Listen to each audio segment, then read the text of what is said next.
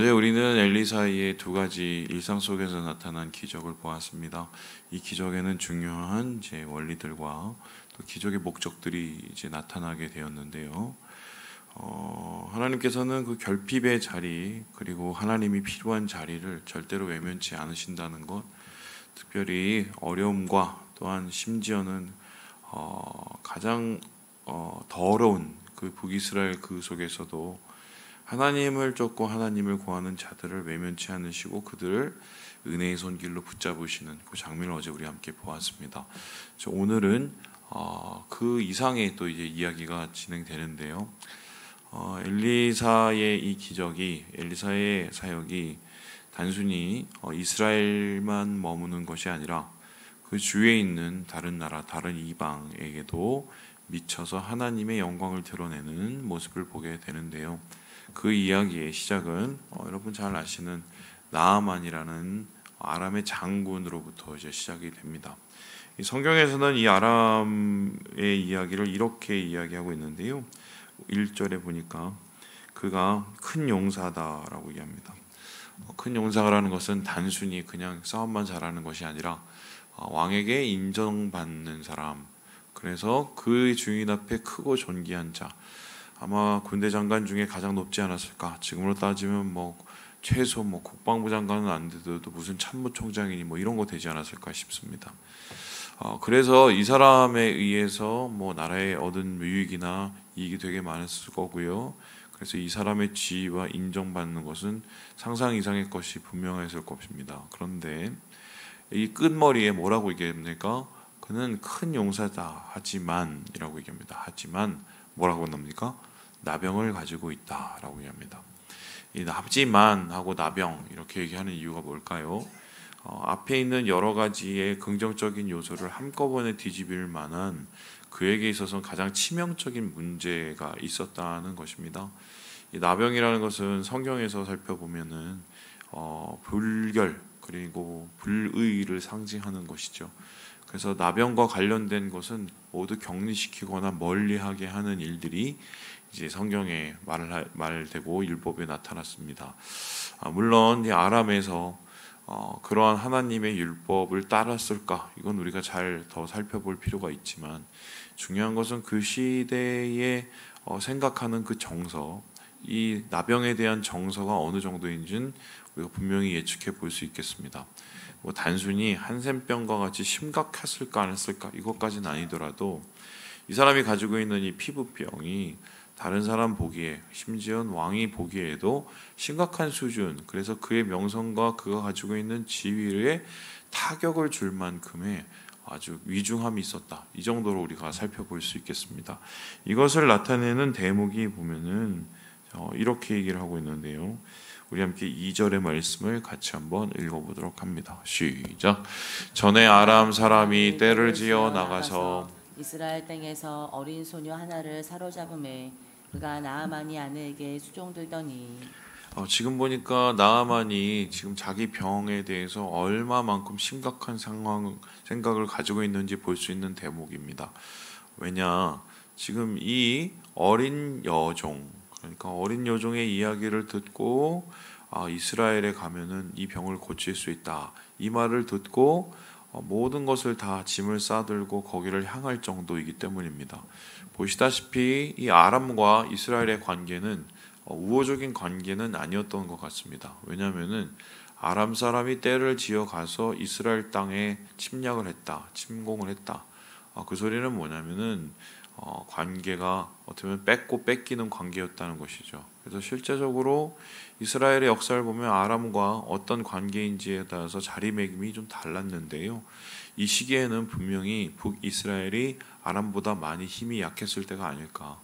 그렇게 본다면은 아무리 자기가 힘이 세고 있는 지금 상황이라도 그 적국에 가까운 자기에게 우호적이지 않는 그 나라에게 가서 그리고 거기에서 자기 나병 고쳐달라고 이렇게 얘기할 정도면 이 사람이 어느 정도로 절박했는지를 볼 수가 있는 상황입니다.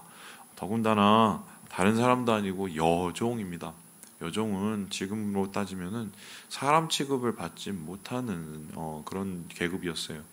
그런데 그런 사람의 이야기를 듣고도 갈 정도다라고 하니 이 사람이 정말 사회생활에 큰 타격이 있었다는 것, 이거를 고치지 않아서는 정말 아무것도 안 된다는 것, 굉장히 심각한 질병이었다는 것을 살펴볼 수가 있겠지요. 그리고 나서 이것은 여주인에게 그리고 다시 나아만에게 전해집니다. 그리고는 경위를 얘기했고요. 그래서 이것이 아람 왕에게 전해졌고요. 아람 왕은 5절에 이렇게 얘기를 합니다. 이르되 갈지어다, 이렇게 5절에 얘기하고요. 떠날 때 어떻게 떠납니까? 자기가 할 수 있는 최선을 다해서 은, 금, 의복도 이 당시에는 굉장히 고가였죠. 그러니까 이것을 다 이제 싸갖고 바리바리 싸갖고 어떻게든 이 병을 고쳐보려고 여기까지 달려가게 됩니다.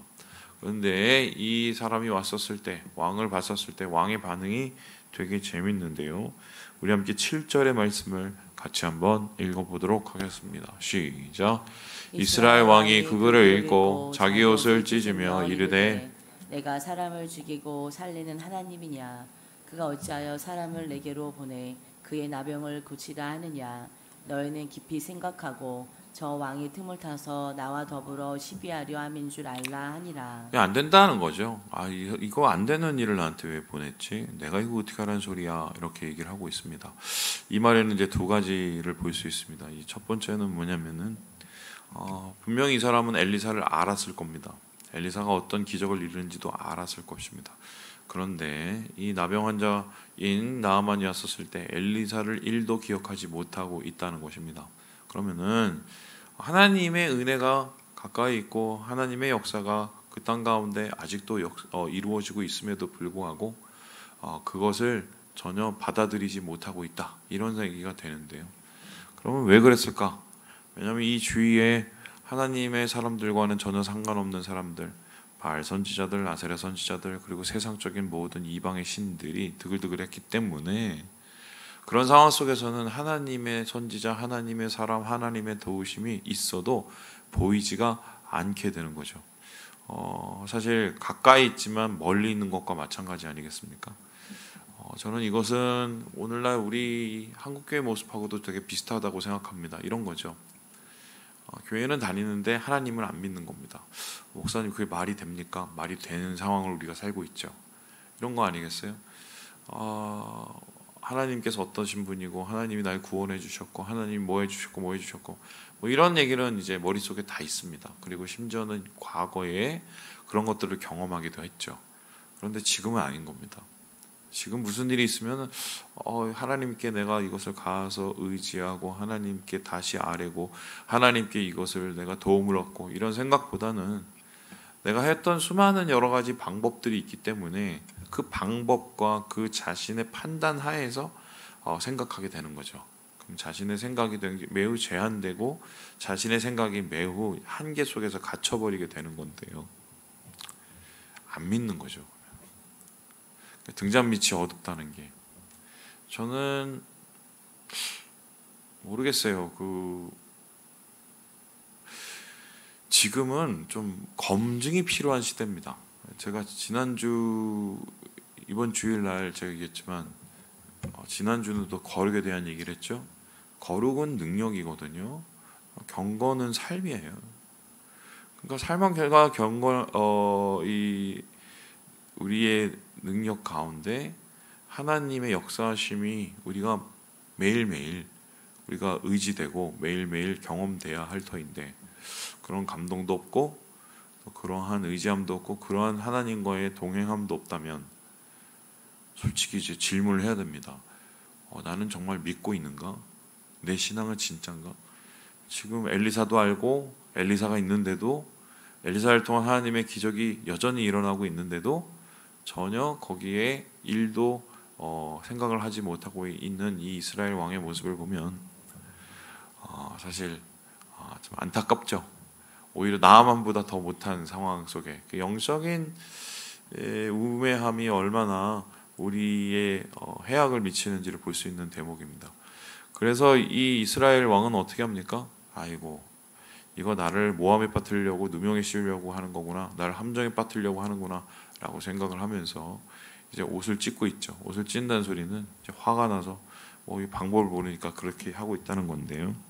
이러한 이야기를 듣고는 엘리사가 왕에게 사람을 보냅니다. 그리고는 뭐라고 합니까? 8절에 보니까 내게로 오게 하소서.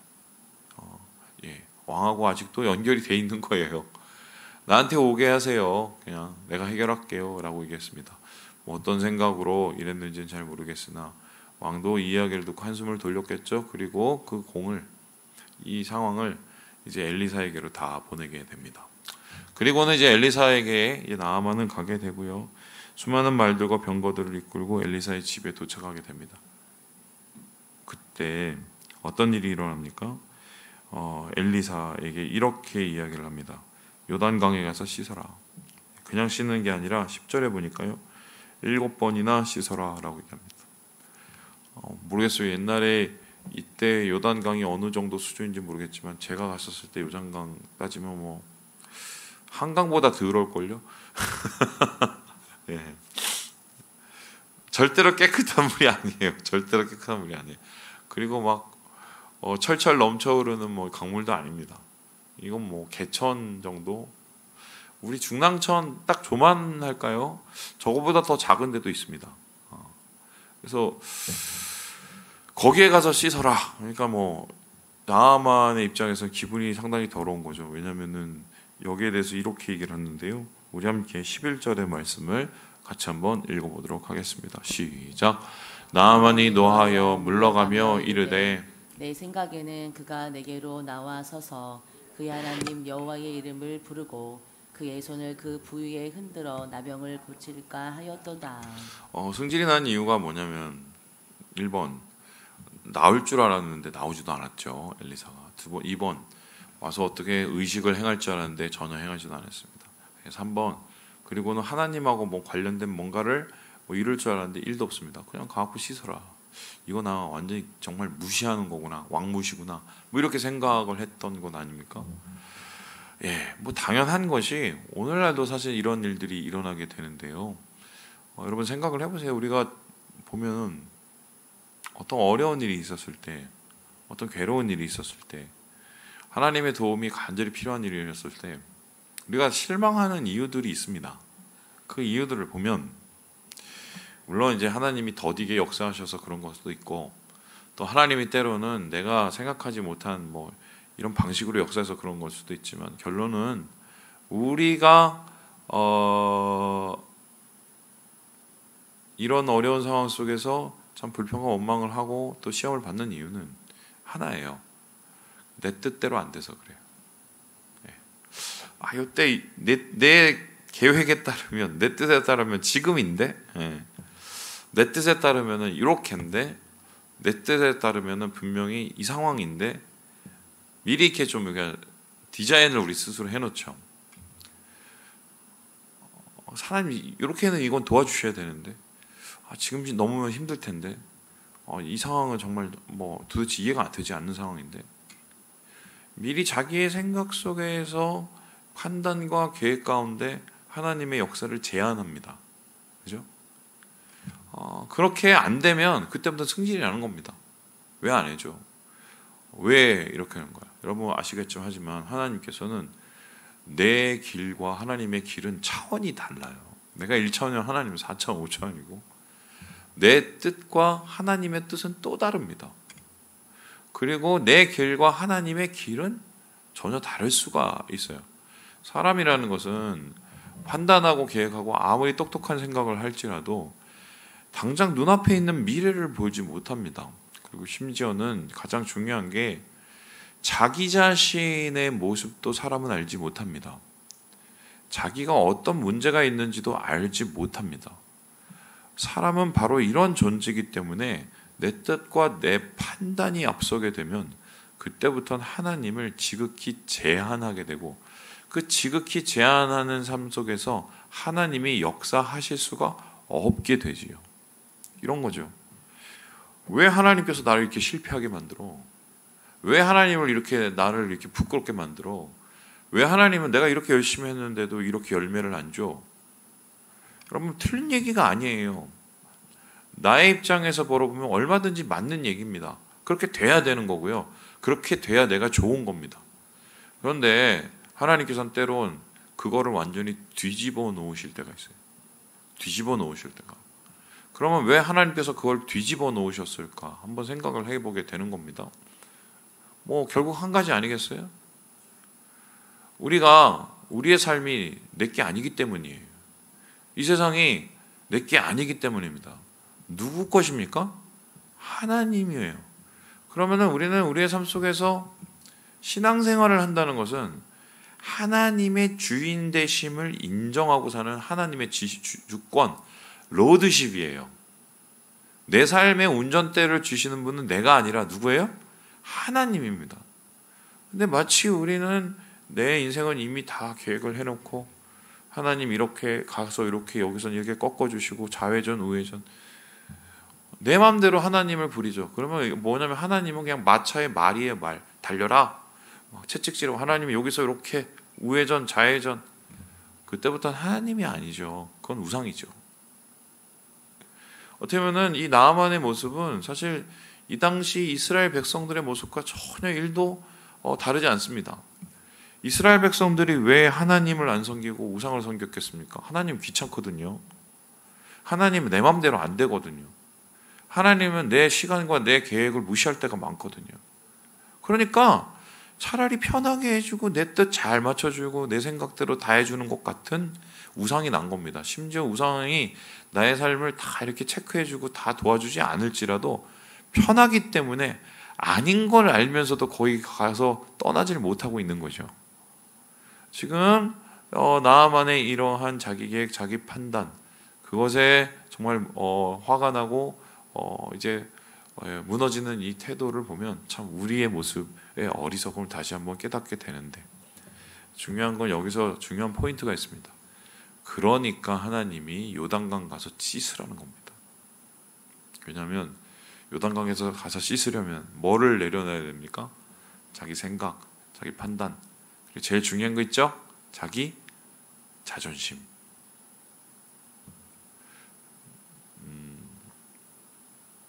저는 우리 교회에 와서 정말 자존심이 많이 무너졌습니다. 예.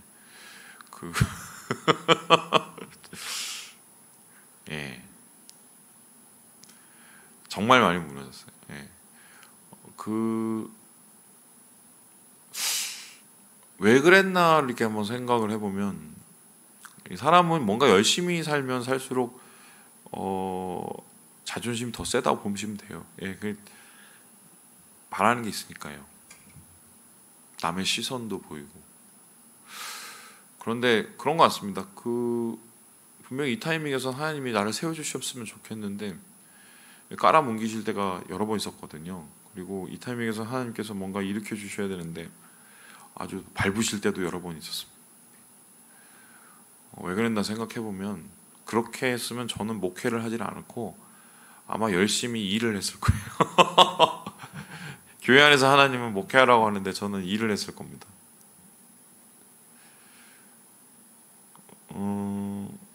자존심 가지고 신앙생활하기 힘들어요. 그때는 오히려 하나님이 무너뜨리시는 게 우리를 도와주시는 거예요. 그게 무너져야 하나님을 만나기 때문인데 지금 나아만도 사실 강물에 들어가는 게 중요한 게 아니에요. 뭐 강물이 얼마나 깨끗하겠어요. 자기 자존심을 깨트리는 게 중요한 거예요. 하나님의 주권을 인정하고 결국 어떻게 됩니까? 승질나서 가려고 그랬는데 참 놀라운 게 자 이렇게 얘기를 하는데 요 대목이 참 재밌더라고요.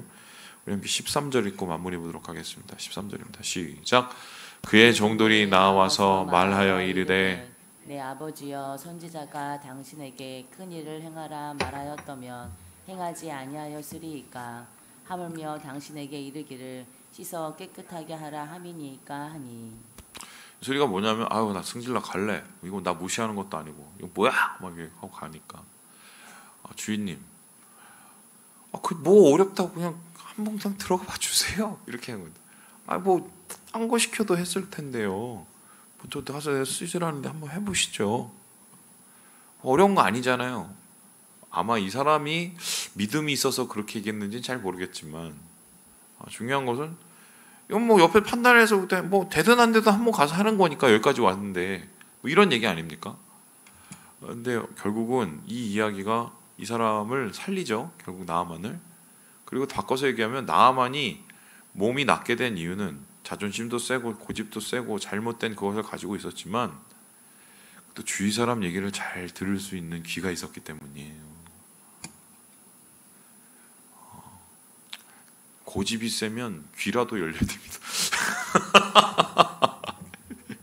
귀라도 열려서 하나님께서 하시는 말씀들을 듣고 뭔가 자기를 좀 마지막에 움직일 수 있는, 그리고요 화를 내고 그 화를 내서 결정을 하려면 최소 한 번은 인터벌을 있어야 돼요.